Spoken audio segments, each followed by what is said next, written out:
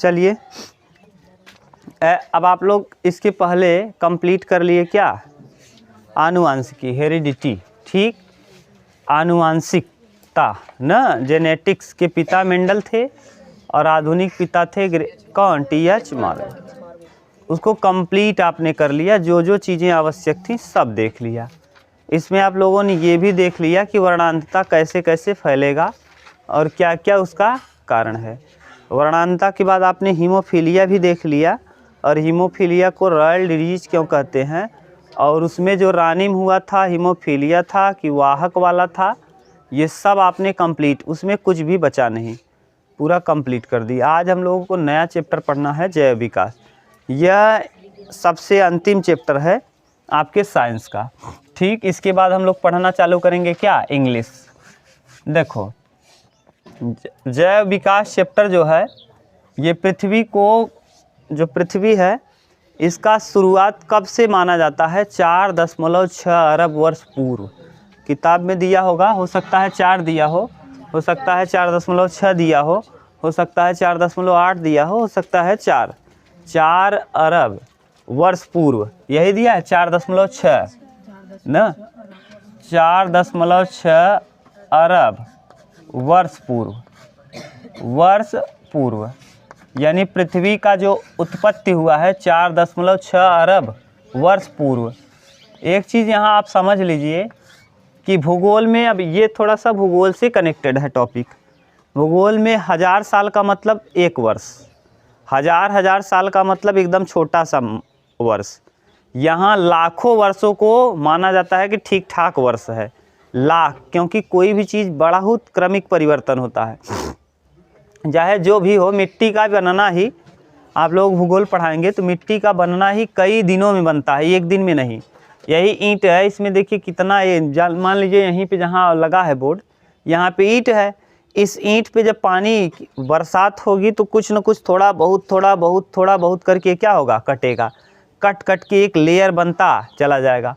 आप देखो गांव में कहीं भी, आपके घर में देख लीजिए, जो खेत आपने देखा होगा ज़्यादा गड्ढा रहा होगा, आज के समय में थोड़ा सा क्या हो गया होगा, थोड़ा बहुत बढ़ गया होगा।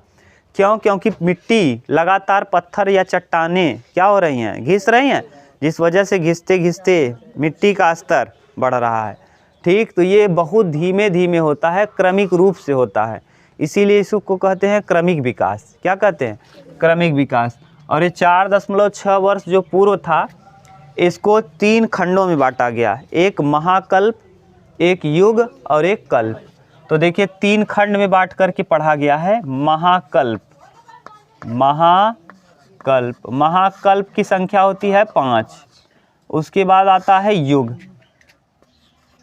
युग है 4, युग की संख्या है 4। और इसके बाद आता है कल्प की संख्या है कई, ढेर सारा है ना, इसमें तो बहुत है, कल्प बहुत है।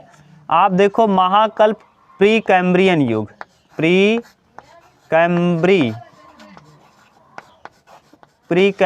युग पहला कल्प ना, दूसरा कैम्ब्रियन कल्प, कैम्ब्रियन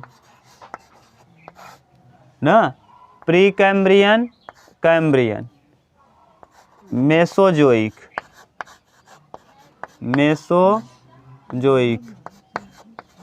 सीनोजोइक। गड़बड़ लिख दिए हैं क्या? अच्छा, युग में गया,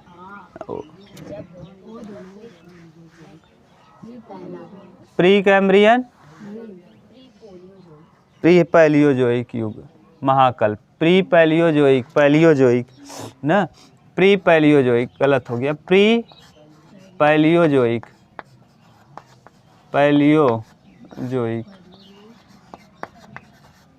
दूसरा है पैलियोजोइक युग, पैलियोजोइक,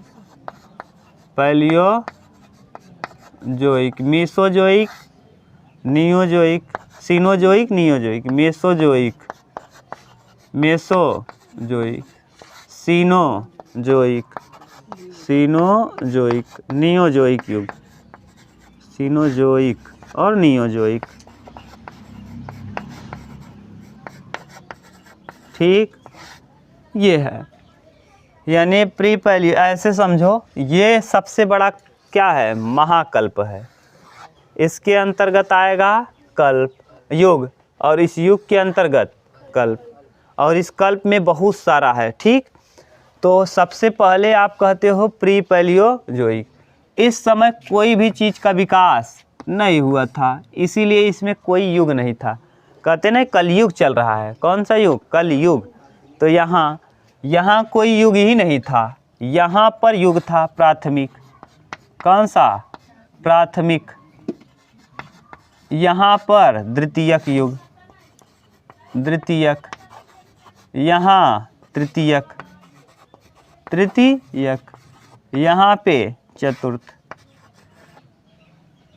चतुर्थ युग न। इस युग में 2 कल्प थे, आर्कियन,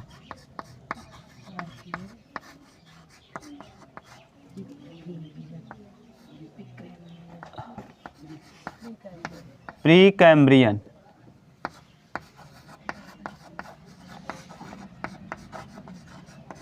न ऐसे ही इसमें बहुत सारा युग है न, कई कल्प हैं।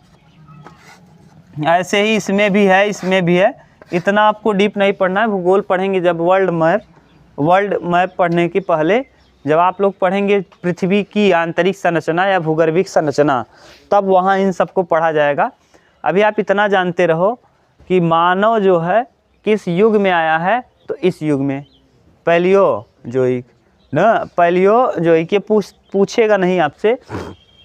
और जब सब यहाँ जो आपके यहाँ साइंस में पूछा जाएगा कि मानव पहले, सबसे पहले कौन सा जीव आया, तो आप बता दीजिएगा कौन सा जीव, एक कोशिकीय।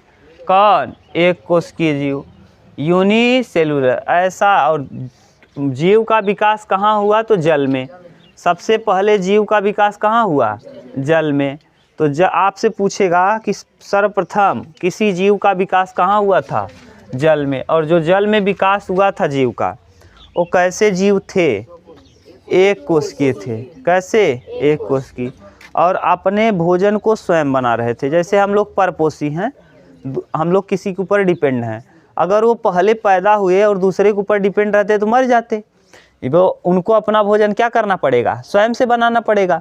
तो सर्वप्रथम कौन सा जीव पैदा हुआ, तो एक कोशिकीय।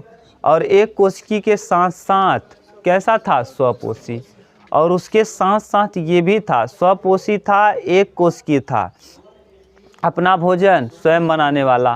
ठीक, और उसी में प्रकाश संश्लेषी भी था। प्रकाश संश्लेषी क्यों, क्योंकि प्रकाश से अपना भोजन बनाता था, तो प्रकाश संश्लेषी हुआ। और प्रकाश संश्लेषी सर्वप्रथम पहला जीव हुआ साइनोबैक्टीरिया, या इसी को कहते हैं नील हरित शैवाल, या अंग्रेजी में कहते हैं ब्लू ग्रीन एल्गी। तो देखो क्या क्या बोल रहे हैं। सबसे पहले जीव का विकास कहाँ हुआ, जल में। और जो जल में जीव हुआ वो कैसा था, एक कोशिकीय, एक कोशिकीय। और साथ के साथ एक कोशिकीय था ही, इसके अलावा यह कैसा था, स्वपोषी, स्वपोषी, अपना भोजन स्वयं बनाने वाला था। और यह स्वपोषी सबसे पहला जीव जो प्रकाश संश्लेषण करता था।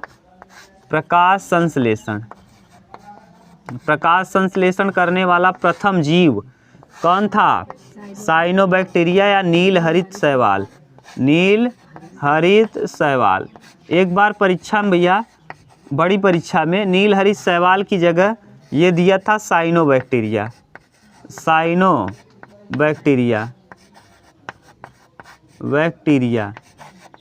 साइनोबैक्टीरिया। ठीक, इसी को अंग्रेजी में कहते हैं blue green algae, blue green algae. ठीक, ये जानते रहो। तो पहला प्रकाश संश्लेषी जीव कौन था, नील हरित शैवाल। जो पहले जीव पैदा हुए थे उनका क्या नाम था, साइनोबैक्टीरिया। यह जो पहले जीव थे कैसे थे, स्वपोषी और एक कोशिकीय थे। और साथ के साथ इनमें क्या क्या चीज़ें पाई जाती थी, तो न्यूक्लिक अम्ल था न, आरएनए डीएनए। में से न्यूक्लिक अम्ल एक मौजूद था। न्यूक्लिक अम्ल RNA DNA दोनों पढ़ा दिए हैं। और क्या मौजूद था? कार्बन, हाइड्रोजन, ऑक्सीजन, ये सब पदार्थ थे। ठीक, प्रोटीन, वसा, कार्बोहाइड्रेट। लिखना चाहो तो ये भी आप लिख सकते हो। तो अब आपको समझ में आया होगा कि सबसे पहले जो जीव पैदा हुआ वो कौन था?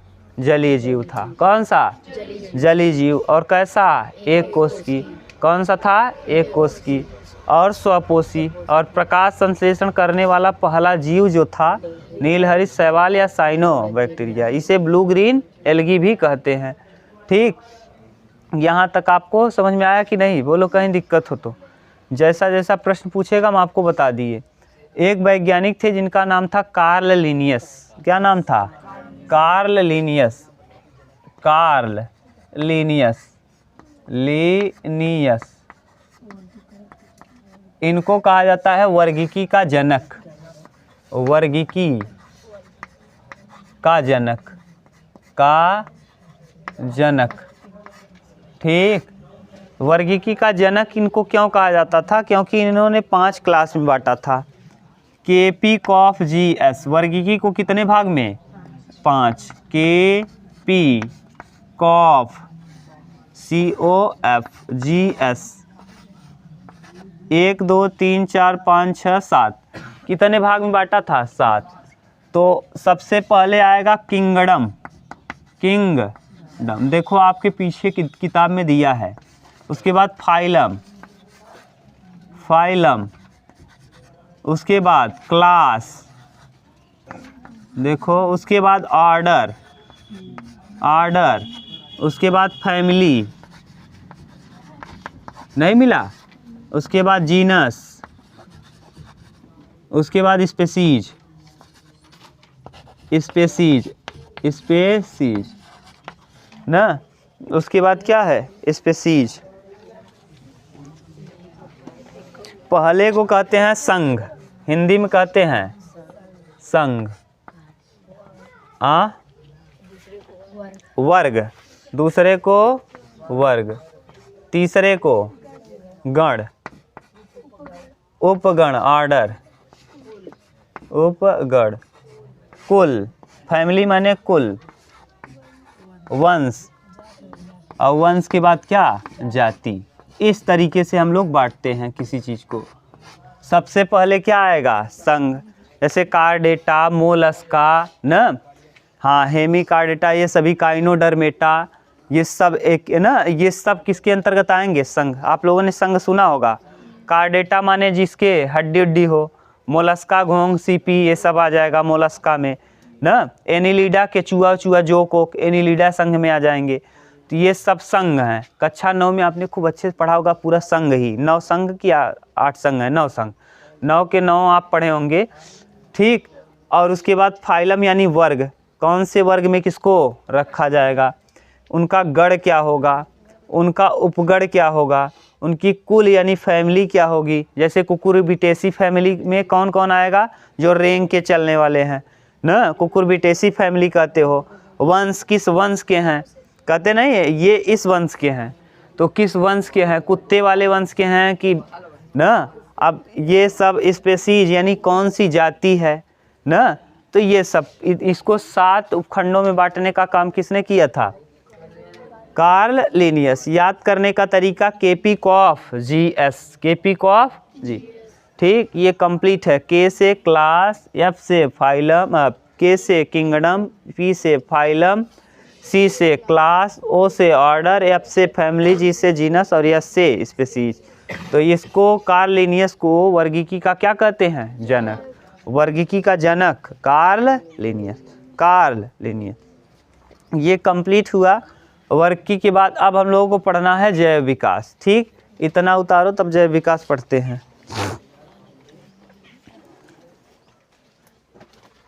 याद हो जाएगा। सबसे पहले क्या आएगा? संघ। अंग्रेजी में किंगडम।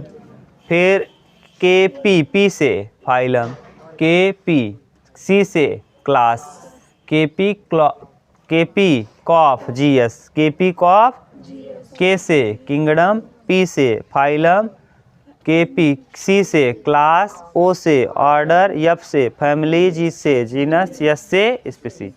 बोल लोगे ना। ये कंप्लीट हुआ क्या आपका कार्ल लिनियस वर्गीकी के पिता। ये अच्छे से पढ़ाया जाता है जब 9 में आता है ये पूरा संघ कैसे कैसे सबके विषय में तब। ठीक, अब 9 में आप लोगों ने पढ़ा नहीं है, अब उतना टाइम है भी नहीं, इसके बाद इंग्लिश भी पढ़ना है हम लोगों को। इतना आप देख लिए वर्गीकी के पिता कौन है, कार्ल लिनियस, कार्ल लिनियस। और देखो हर्बर्ट स्पेंसर जो हैं ना, इन्होंने हाँ जैव विकास शब्द किसने दिया, अभी जैव विकास आएगा तब बताएंगे, पहले देख लो इसको। जैव विकास शब्द हर्बर्ट स्पेंसर ने दिया। जैव विकास कहते किसे हैं, ध्यान से सुनो। हाँ जैव विकास, अब अभी हम समझाएंगे तब आप समझ पाओगे जैव विकास। और एक चीज़ और याद कर लो, जो मानव है ना, यह चिंपैंजी के सीरम को अगर देखोगे तो मानव का सीरम चिंपैंजी के सीरम से मिलता, अगर कहा जाएगा मानव किसके सीरम से मिलता जुलता है। लेकिन एक प्रश्न और पूछा जाएगा, इतिहास से रिलेटेड है इसलिए यहाँ नहीं बता रहे हैं, कि जो 2 प्रकार के मानव थे, एक मानव रामापिथेकस और एक का नाम था पिथ्रोकैंथ्रोपस।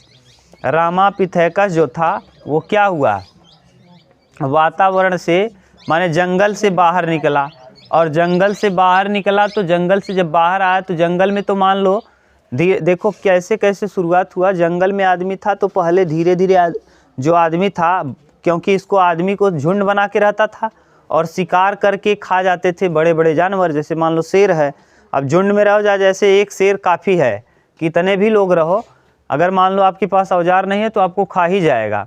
इसीलिए लोग क्या करते थे, झुंड में रहते थे, जैसे कोई वार करे तो उनको मार के भगा सकें। तो पहला कारण। दूसरा कारण ये था कि पहले ना जैसे बच्चे उच्चे को साथ में लिया है तो आदमी का जब दिमाग विकसित हुआ तो धीरे धीरे ये खड़ा होके चलने लगा। लिएंडरथल ना कई पार्ट में बटा है, ये इतिहास से रिलेटेड इसलिए यहाँ बताने की ज़रूरत नहीं, थोड़ा बहुत बता दे रहे हैं आपको।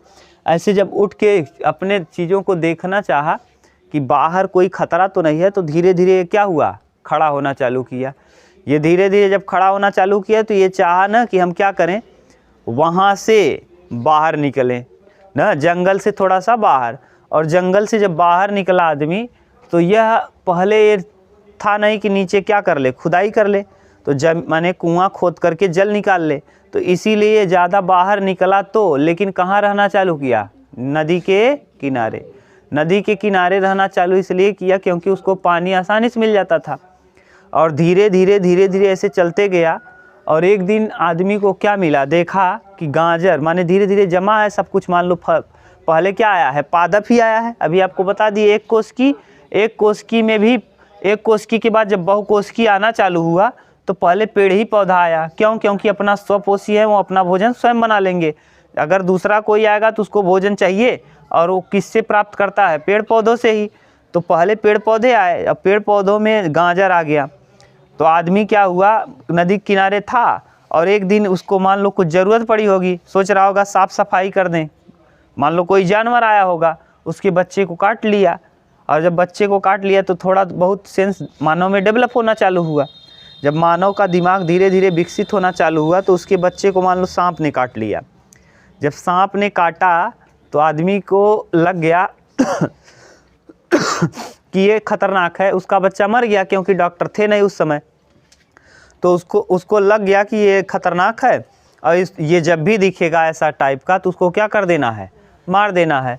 तो अब देखा कि घास फूस है और उस घास फूस में कोई चीज़ अगर छिप गया तो उसको देखने में दिक्कत हो रही थी। तो क्या काम किया कि घास फूस को उखाड़ना चालू किया, और जैसे ही उखाड़ा वहाँ से लाल रंग का क्या निकला, गाजर।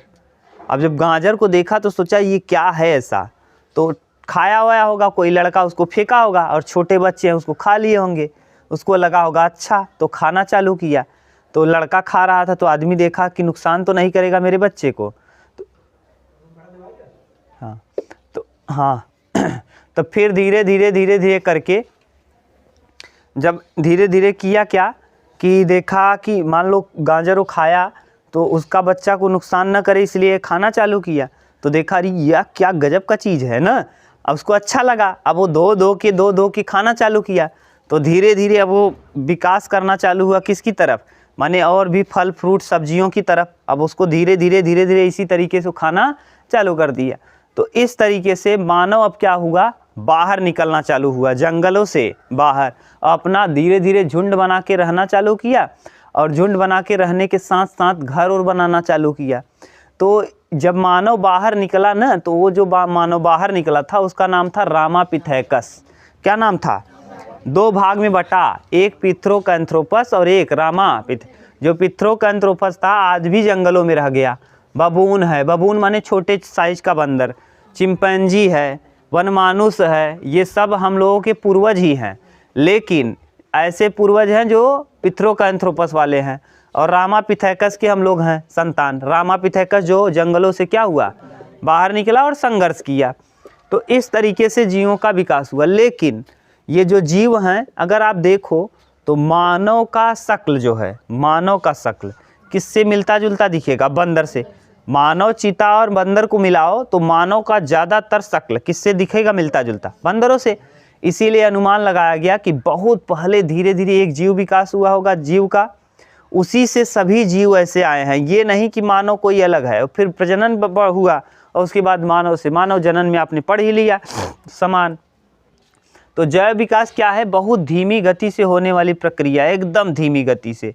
कई 100 साल में कोई न कोई चेंजेस देखने को मिलता है। ऐसे समझो कि मान लो ये एक नहर, ये मान लो जंगल है बीच में, और इस बीच में नदी है एक ये, और इस तरफ हरे रंग के कीड़े हैं। किस रंग के, हरे रंग के।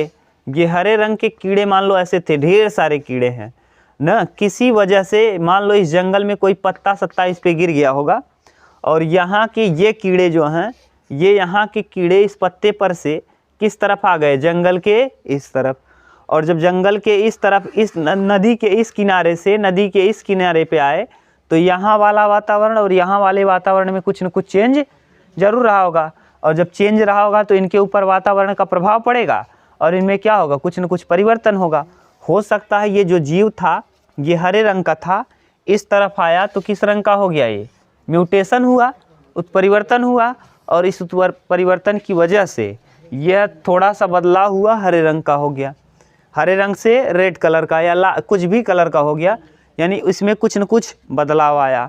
और फिर म्यूटेशन हुआ तो इसके ऊपर धब्बा पड़ गया, 2 धब्बे। अब इससे जो जनन करेगा, ये जिसके साथ जनन करेगा, जो संतान होगा, हो सकता है दोनों धब्बा उसके ऊपर भी आ जाए। इसी तरीके से ये म्यूटेशन की प्रक्रिया चलती, लेकिन इतना स्लो होती है कि इसको आप देख नहीं सकते। सरल चीज़ों का जटिल चीज़ों में परिवर्तन, सरल शरीर का जटिल शरीर में बदलना, यानी सरल संरचना का जटिल संरचना में परिवर्तन ही क्या कहलाता है, विकास। और यह बहुत धीमी गति से होता है, इसीलिए इसको कहते हैं क्रमिक विकास। और इसको देने वाले वैज्ञानिक माने क्या है, सरल संरचना है। किस संरचना का, सरल संरचना। तो सरल संरचना का, सरल संरचना वाले जीवों का, सरल संरचना के जीव का, किस संरचना के, जटिल संरचना के जीव में, जटिल संरचना के जीव में परिवर्तन ही क्या कहलाता है, जटिल संरचना के जीव में बदलना ही क्या, जैव विकास कहलाता है।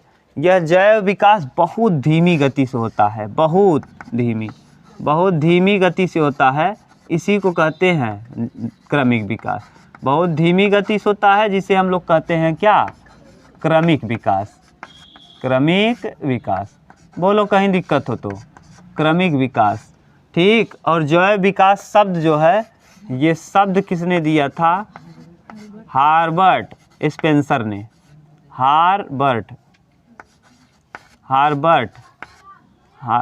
हार्बर्ट स्पेंसर ने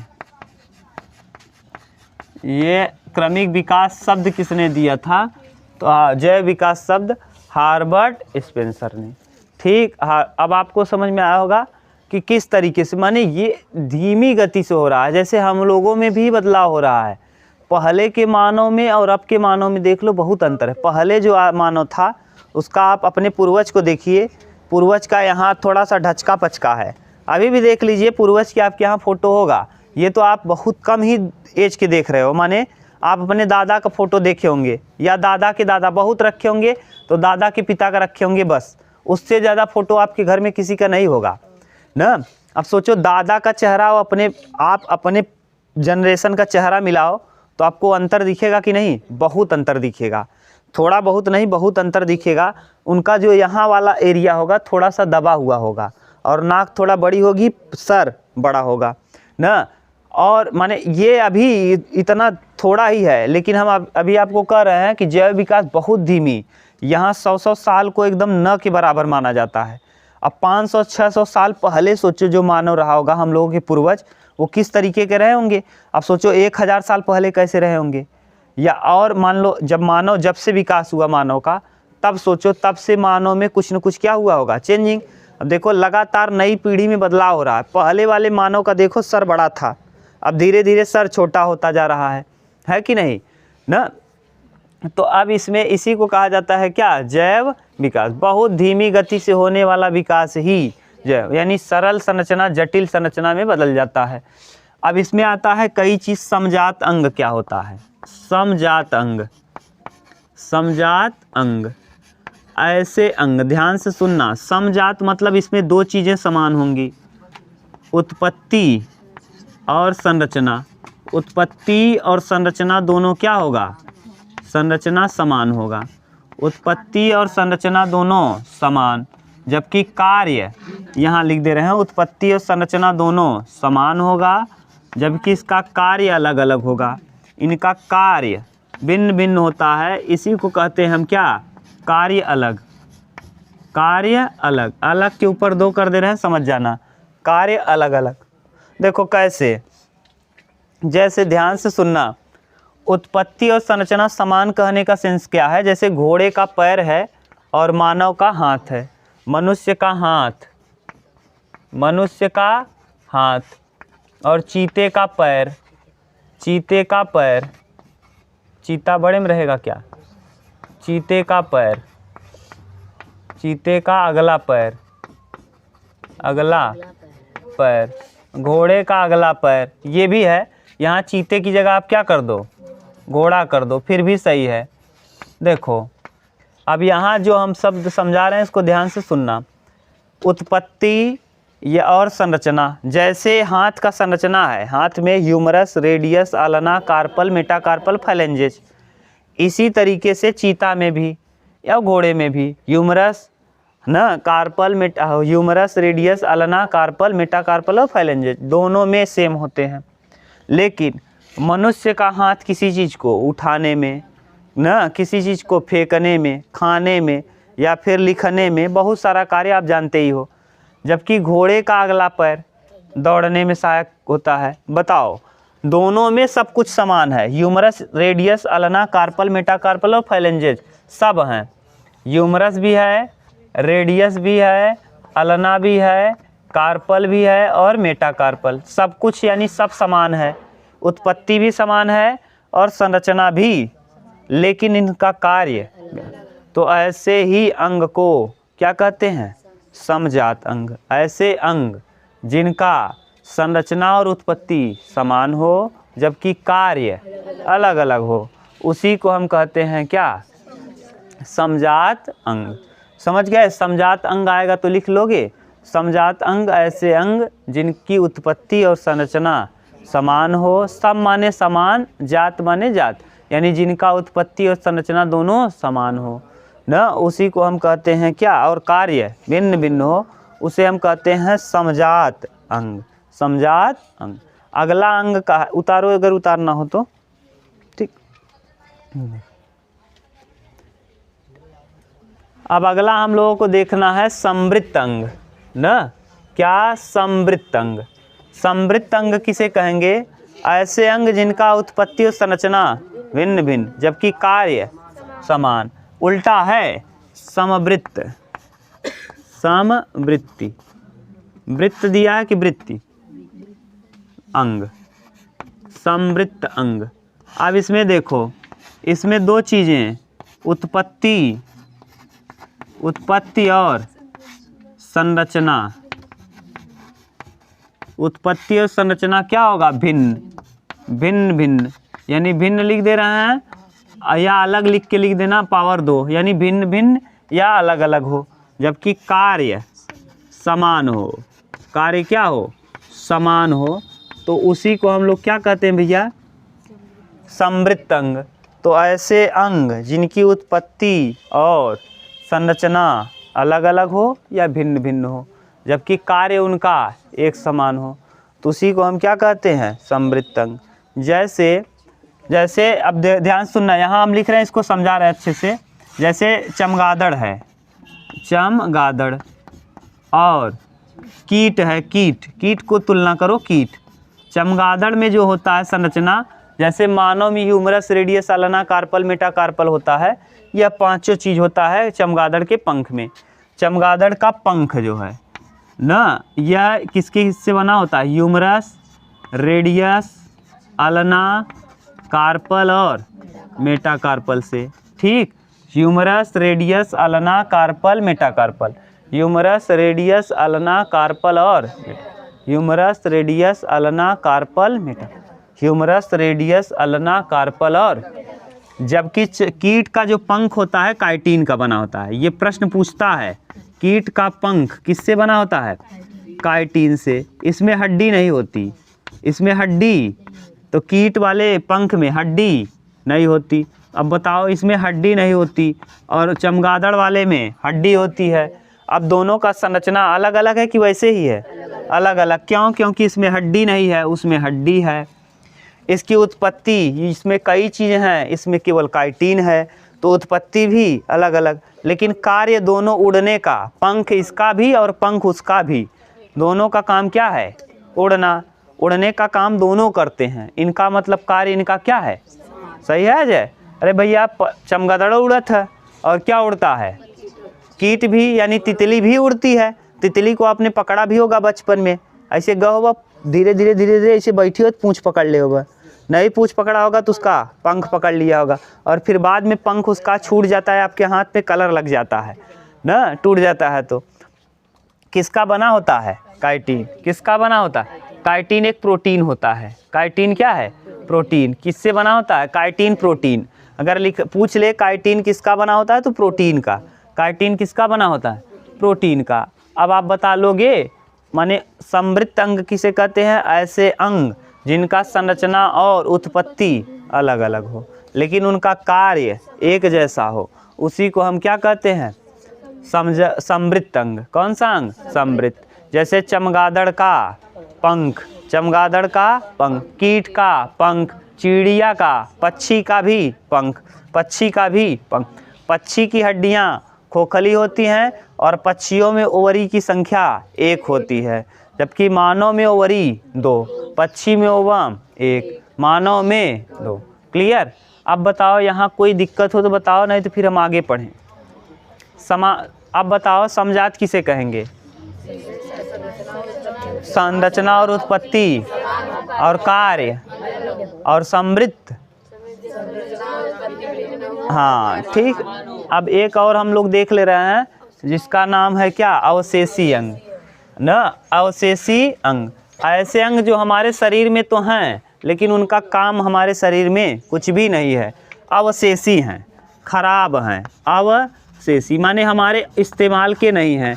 अवशेषी अंग, ऐसे अंग, ऐसे अंग, देखो ध्यान, ऐसे अंग जो, अब डायरेक्ट हम बोल दे रहे हैं, सुन लो। ऐसे अंग जिनका जो हमारे जीवन में उपयोगी नहीं है लेकिन मौजूद है, जैसे कर्ण पल्लव, कान में ये जो पल्लव है, ये इसकी आवश्यकता, अगर ये हट जाएगा तब भी आप सुन पाओगे कि नहीं सुन पाओगे ना। चश्मा किसको लगता है, बहुत कम लोग। अगर ये नहीं रहता तब भी हम लोग रस्सी बना के ना, या फिर रबर वाला लगा लेंगे। आजकल देखते ना, यहाँ से माइक लग जा रहा है, वैसा सिस्टम हो जाएगा। इसका कोई आवश्यकता नहीं है। कर्ण पल्लव हो गया। तो ऐसे अंग जो हमारे शरीर में हैं, मौजूद तो हैं, ऐसे अंग जो हमारे शरीर में मौजूद तो हैं लेकिन उनका कोई उपयोग नहीं।